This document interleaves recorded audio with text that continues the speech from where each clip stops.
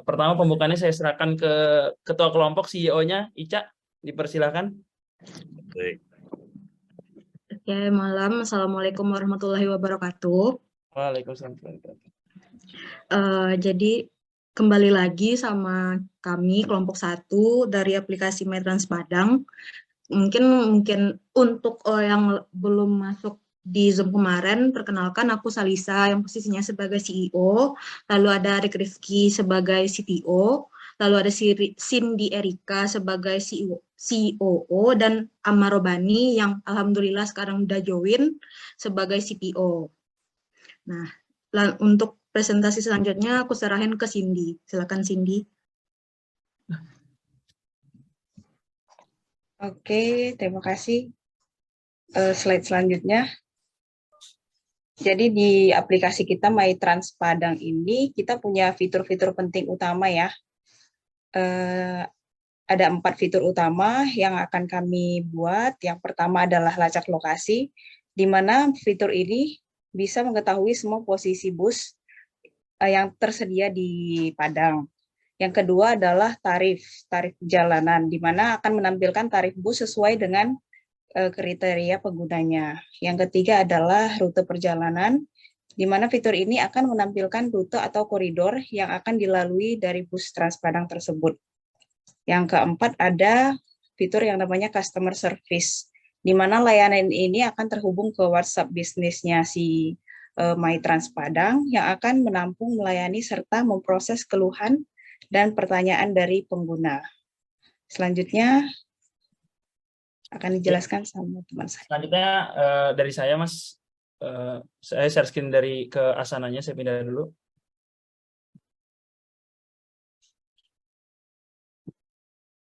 Share screen-nya udah pindah ke Asana belum ya, Mas? Belum. Belum, Mar. Di stop dulu nanti yang sebelumnya. Lu stop share screen aja, nanti masuk lagi. Silakan. Sekarang udah, Mas?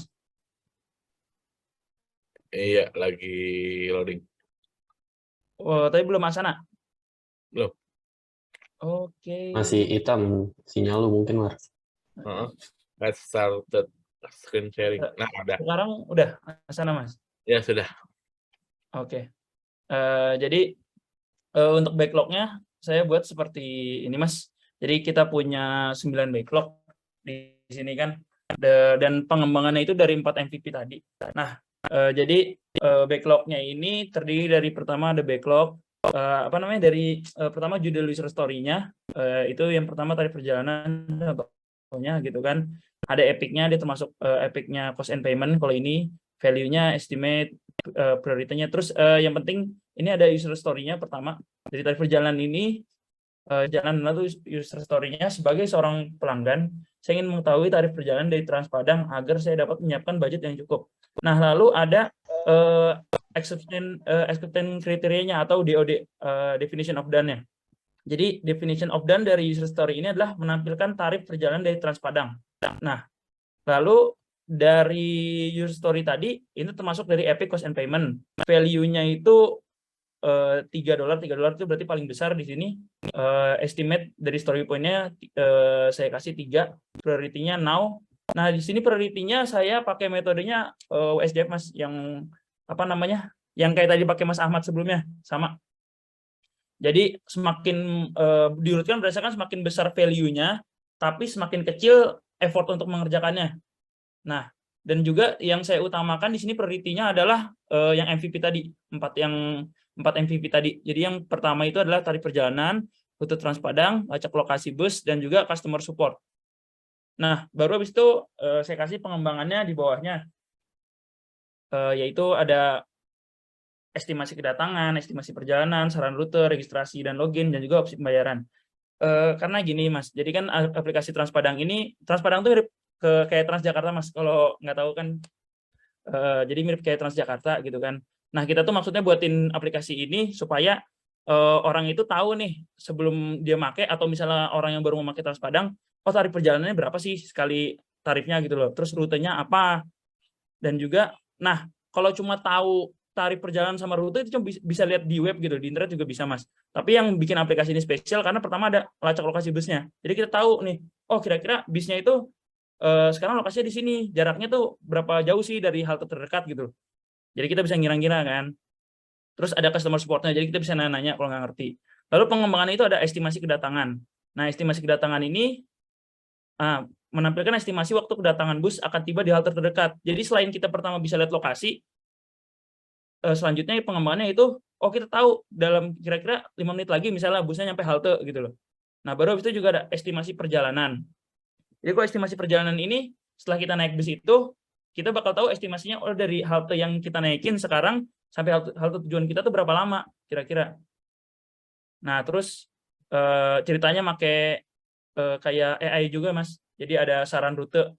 Jadi dari nantinya dia bisa memperhitungkan gitu loh. Oh, untuk kita tujuannya misalnya ke Transmart Padang, kira-kira rute mana yang harus diambil, yang tercepat, kira-kira yang paling efektif.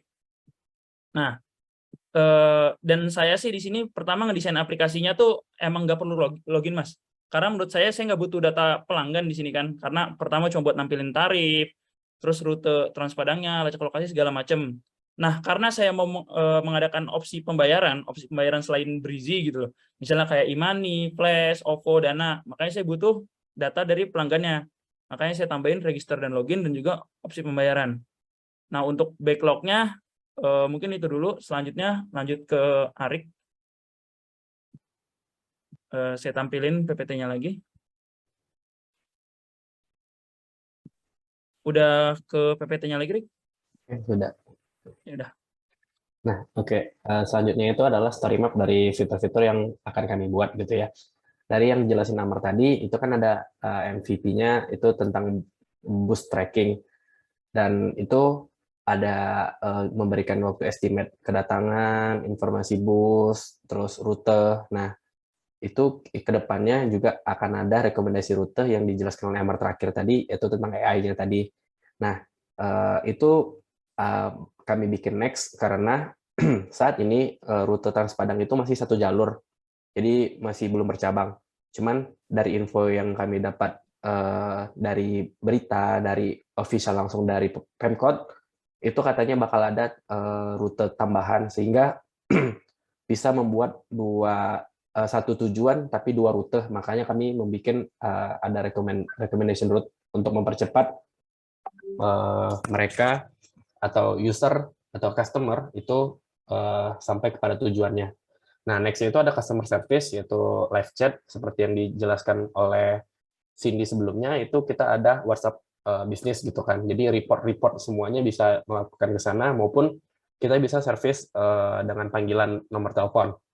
Nah, yang ketiganya itu next ke depannya kita akan bakal payment system ya, seperti kata Amar tadi, itu nanti kita ada top up Waldo e-walletnya nanti, terus cara paymentnya gitu. Nah, 2 terakhir ini, report future sama Padang newspaper itu ke depannya bakal kami up gitu kan, karena menurut kami ini juga fitur penting lainnya yang bakal harus kita masukkan. Karena kenapa? Bisa saja bus-bus supir yang sedang mengendarai Transpadang tersebut atau staffnya itu sedang mabuk atau bad attitude gitu kan, sehingga kita perlu mendapatkan laporan-laporan tersebut.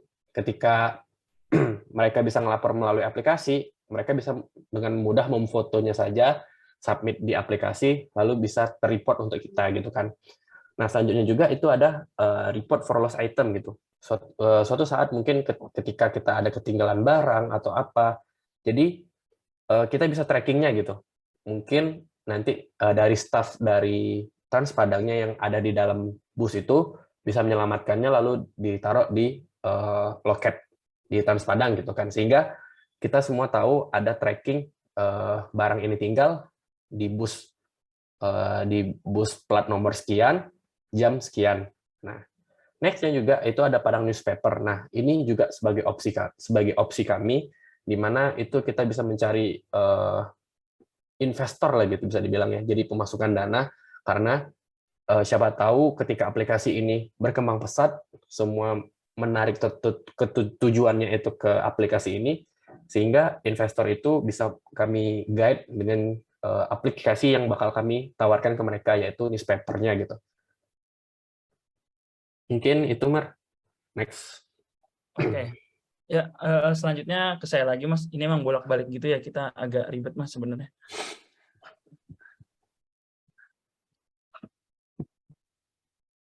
Udah balik ke sana lagi belum, Rik? Sudah.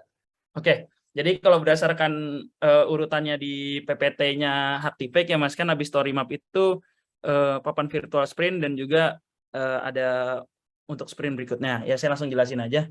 Jadi di sini juga saya naruh kolom sprint ya, Mas. Jadi yang pertama karena prioritasnya pertama MVP dulu, jadi sprint pertama itu pasti yang MVP yang dikerjain. Karena itu adalah core-nya dari produk. Kalau 4 MVP ini udah jalan, produknya itu bisa dirilis lebih dulu kan. Baru yang lain itu adalah sebagai suportif pendukung pengembangan dari 4 MVP tadi. Makanya saya masukin yang 4 MVP tadi itu ke current sprint. Yang lainnya next sprint. Nah, terus untuk kayak Kanban ya, jadi saya berubah dulu ke board. Nah, karena MVP itu yang dikerjain pertama, maka dia udah masuk ke done. Susah ya. Nah, MVP pertama udah masuk ke done, 4 yang pertama urutannya. Nah, terus yang diprioritaskan untuk pekerjaan berikutnya apa? Yang pekerjaan berikutnya adalah yang prioritinya do next, yang berdasarkan WSJF tadi, yang do next, yang itu pendukung dari atau tambahan improvement dari MVP tadi.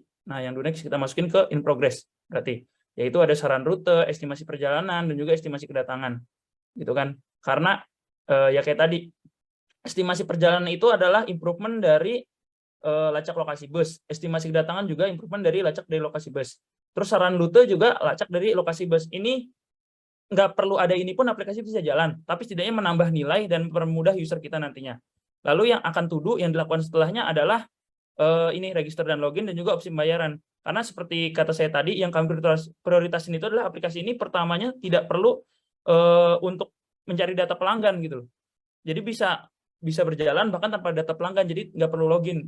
Dan karena menurut saya login dan opsi pembayaran itu adalah pekerjaan yang effortnya besar, nggak semudah yang lain. Kalau kayak tadi perjalanan kan cuma menampilkan harga gitu, Mas, atau misalnya rute perjalanan menampilkan rute lah, gambaran, ada gambar rute gitu. Sedangkan kalau kayak opsi payment kan misalnya kita ada 5 payment, ada Flash, ada e-money, ada OVO gitu, harus menghubungin integrasi satu-satu ke aplikasi tersebut. Makanya karena effortnya besar, makanya saya taruh terakhir. Nah, lalu juga di poin berikutnya di di PPT-nya Haktifake kan adalah menjelaskan validasi dari kriteria penerimaan ya, Mas. Nah, ini dari masing-masing story point, user story setelah saya buat DOD-nya. Ini maksudnya kriteria penerimaan sama kayak DOD kan, Mas ya? Acceptance kriterianya. Ya, betul. Nah, ya. Ini contohnya rute Transpadang. User story ini atau pekerjaan ini bisa dibilang selesai jika memenuhi 2 persyaratan berikut ini. Pertama, pengguna dapat melihat seluruh rute yang dilalui oleh Transpadang. Kedua, pengguna mendapatkan update jika ada rute baru yang dibuka. Nah, jika 2 subtask ini sudah selesai, maka task ini bisa dibilang selesai gitu. Nah, itu menurut saya kriteria of done-nya gitu loh. Nah, contoh kedua misalnya lacak lokasi bus. Nah, untuk pekerjaan ini dibilang selesai jika memenuhi 2 kriteria berikut. Pertama, dapat melihat lokasi bus Transpadang secara real time. Kedua, mendapatkan notifikasi jika jarak bus mendekati radius 500 meter dari halte yang sedang ditempati oleh pengguna. Nah, jadi kalau cuma lihat lokasi doang gitu loh, menurut saya itu masih belum selesai. Karena buat apa cuma lihat lokasi? Kan intinya kan pengguna biar tahu lokasi bus ini supaya dia tahu kalau busnya udah deket. Oh, biar nggak telat dia ke haltenya gitu loh. Biar nggak nunggu lama juga gitu. Nah, yang lain juga semuanya udah ada DOD-nya, Mas, udah saya buat. Tapi untuk mempersingkat waktu, mungkin lanjut selanjutnya itu dari Arik berdown chat.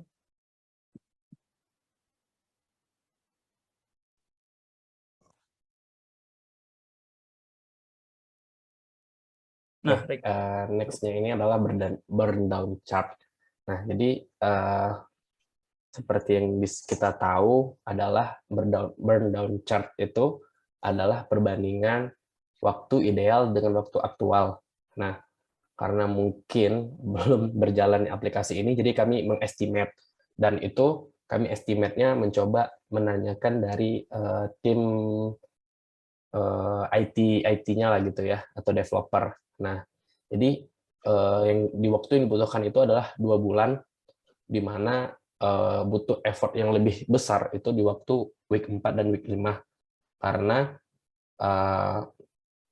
di situ kami memulai untuk mencoba tracking bus tadi, karena menurut tim IT itu membutuhkan effort yang lebih gitu, karena di waktu lain kita mencoba memasang GPS di busnya, itu juga kita mensinkronkan dengan aplikasi kita gitu kan. Jadi butuh effort yang lebih besar itu dari week 3 ke week 4 dan ke week 5 selama 3 minggu itu gitu. Nah, total yang kami kerjakan itu estimate-nya adalah 120 jam. 80 jam. Ya. Dari 2 bulan. Jadi kalau diambil rata-rata sekitar 10 jam gitu per harinya. Mungkin itu, Mar, lanjutin. Oke, thank you Arik. Terus selanjutnya yaitu karena poin nomor 7 udah saya jelasin juga tadi Mas sekalian, maka habis itu selanjutnya mungkin penjelasan desain Figma dari Ica. Ica, mungkin Ica bisa langsung share screen aja dari laptopnya. Oke, Amar, izin share screen ya, Mas.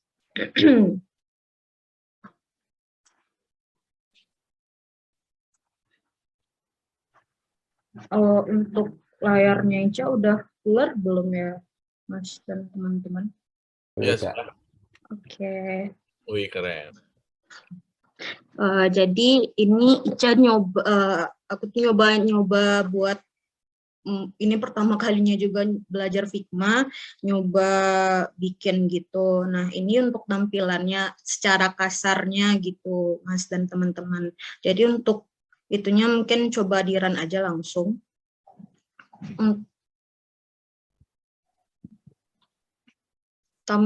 Kelihatan nggak? Ya. Kelihatan, Bos. Oke. Sip. Bentar. Jadi di sini pertama ditampilin My Trans Padang, bantu mobilisasimu selama di kota tercinta. Nah, kenapa di kota tercinta? Nah, slogan Padang itu adalah Padang Kota Tercinta, Kucaga dan Gubela. Nah, makanya aku tuh bikin di kota tercinta gitu. Nah, langsung aja tuh get started. Jadi kita masuk ke halaman onboarding. Pertama tuh tujuannya buat track the nearest Trans Padang, terus find out the bus fares, terus knowing the route well. Terus dibilang, kita udah tahu dong apa aja inti dari si aplikasi ini. Nanti diarahin ke bikin akun. Jadi ntar kita isi tuh ya apa data-data diri kita. Nah, kalau ternyata kita udah punya akun Google, jadi kita klik aja akun Google-nya. Kan itu ada tampilan default dari Google-nya ya. Jadi nanti diproses sama si Google-nya, nanti balik lagi ke aplikasinya. Kalau ternyata kita udah punya akun, jadi kita klik di login, jadi kita login kayak gitu. Nah, kalau misalkan ternyata kita belum punya akun, kita register, terus nanti kita isi datanya, kita register, kita isi data. Nah, nanti data yang dimasukkan itu, jadi ke ID-nya itu si Breezy Card number. Nanti yang ini tuh dicek apakah ada atau enggaknya. Nanti lalu kita next, jadi welcome kayak gitu. Nah, terus di sini untuk halaman home-nya, di sini ada pengenalan untuk Breezy Card number-nya, ini nomor. Untuk view more-nya itu tentang detailnya berapa saldonya, kalau ini buat top up, terus ini buat back. Terus ini ada notification, terus dibilang kalau ini karena saldonya udah mau habis katanya kan, ya ada notifikasinya. Kalau setiap kita ngebayar itu ada lagi notifikasinya. Nanti ternyata dia juga ngasih notifikasi kalau kita udah ketinggalan bus terdekat kayak gitu. Kalau ini tuh si your location itu ada halte Ampang. Jadi kita nanti bisa update pakai tombol cek atau yang ini buat ngeestimasiin nearest Trans Padangnya datang berapa menit lagi kayak gitu. Terus kalau kita mau update kita klik recheck. Tapi karena Ica kurang pandai jadi ya seperti itulah kira-kira. Selanjutnya itu untuk yang schedule, ini tuh kan si Transpadangnya selalu mulai dari jam 6 pagi dan selalu mulai jalan dari terminal setiap 15 menit sekali. Jadi dia nge-list jadwalnya terus, nanti kita klik, kalau dia klik nanti tuh dia bakalan terus ke bawah sampai terakhir berangkat jam 6.30 PM dari halte dari terminal. Kalau ini tuh berarti sekarang jam 7.50 berarti sekarang jamnya kayak gitu. Terus ini untuk lacak lokasinya. Nah, di sini posisinya itu posisi kita di sini 0 meter di halte Ampang, berarti kita berada di halte Ampang. Terus tujuan kita kemana? Kita mau ke halte Teluk Bayur. Nah, jarak kita ke halte Teluk Bayur itu 15 km. Nah, di sini tampilan kasar dari map-nya aja. Jadi ini jalur ini tuh adalah jalur koridor 4 Transpadang, yang mana itu jalur bypass. Jadi di sini ada yang arah balik dan arah pergi. Nah, jadi di sini secara kasarnya kita bisa ngelihat bus-bus yang ada serta halte-halte. Kalau misalkan kita zoom nanti kelihatan halte-haltenya di mana aja. Nah, nanti kita juga bisa cek, oh ini ternyata bus yang paling dekat sama kita kayak gitu. Nah, selanjutnya untuk Transpadang, biaya bus Transpadangnya. Nah, di sini untuk kan koridornya mau ada satu lagi gitu kan Mas, yang sesuai kata si Arik sebenarnya udah ada, mungkin diperlurus saja tadi kata si Ariknya, udah ada koridor 1 pusat kota sama koridor 4 bypass. Nah, jadi di sini ada 2 jenis penumpang. Yang pertama itu umum harganya 3.500, lalu ada siswa itu cuma 2.000 per orangnya. Terus untuk transit itu tuh gratis. Jadi tipnya kita harus tetap jaga yang namanya, kan biasanya kalau kita bayar itu orang pramugara Transpadangnya ngeluarin bill biasanya kalau kita udah bayar ya. Jadi yang bill itu tuh kita tetap simpan aja. Jadi nanti pas misalkan nih aku berangkat dari Pasaraya mau ke rumah ke Lubuk Mintoron, kan itu dari nyebrang dari koridor 1 ke koridor 4. Nah, jadi kan titik pertemuan antara bus koridor 4 sama koridor 1 itu di halte Kelumpang namanya. Nah, di sana berarti aku tuh turun di halte Kelumpang, terus pas aku mau naik halte bus koridor 4, aku liatin aku tadi naik bus koridor 1 mau pergi ke Lubuk Mintoron. Ya udah nanti orangnya bakalan ngebolehin naik dengan gratis kayak gitu. Terus ini untuk profilnya, nanti ini namanya si Asia Syarina, ini foto profilnya, nanti kita bisa edit profilnya sendiri. Terus ini home-nya, ini destination-nya paling sering dia tuju kemana, ini umurnya, terus ini buat kontak, itu tuh yang bisa diarahin ke WhatsApp, ini buat privacy policy, dan ini tuh settings buat kayak ngatur notifikasi dan sebagainya. Mungkin lupa. Yang itu kan ada 2 flow BTW yang Ica bikin. Yang pertama itu flow pertama, yang itu seolah-olah kita yang untuk orang daftar yang baru install aplikasinya. Nah, yang flow 2 untuk pengguna kembali. Nah, kalau untuk alurnya sama aja sih, gitu. Dikembalikan ke Amar. Ke Cindy. Iya udah, gue dulu bentar. Oke. Cak, ya, coba dorong ini dong, apa namanya yang desainnya banyak? Amar? Yang desainnya banyak, Figma-nya yang desainnya banyak, bukan yang running. Ya. Nah, ya.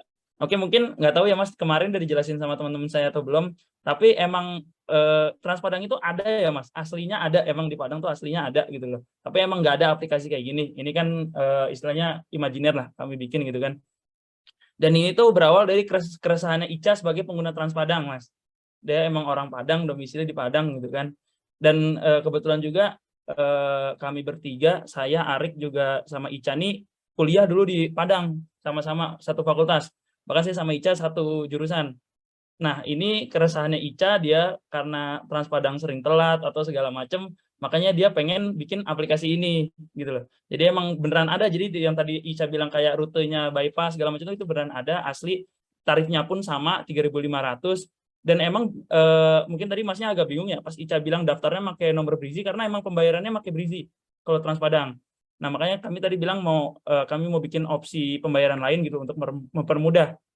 Karena di Padang tuh kan belum kayak di Jakarta ya Mas ya, yang orang pakai digital payment atau segala macam, ya emang lebih tradisional lah gitu loh. Jadi mungkin pakai Brizi gitu juga agak susah gitu kan, karena daftarnya kan mesti ke bank segala macam. Sedangkan kalau kayak OVO kan lebih gampang dengan install aja gitu loh. Dan juga kayak GoPay segala macam. Nah, untuk kayak dan aplikasi ini dari kompetitornya nggak ada Mas, karena kan nggak ada aplikasi lain, bahkan Transjakarta pun mungkin belum ada, kalau nggak salah belum ada aplikasi kayak gininya gitu kan. Nah, apalagi Transpadang gitu kan. Tapi ada direct kompetitornya ya mode transportasi lain, kayak misalnya ojek online, angkot, segala macam. Nah, jadi untuk makanya mungkin kalau buat benchmark-nya susah ya, karena nggak ada aplikasi lagi yang kayak gini gitu. Ini yang pertama. Dan ya itu jadi makanya eksperimental sih kesannya gitu kan. Oke, thank you Ica. Mungkin selanjutnya langsung ke Cindy.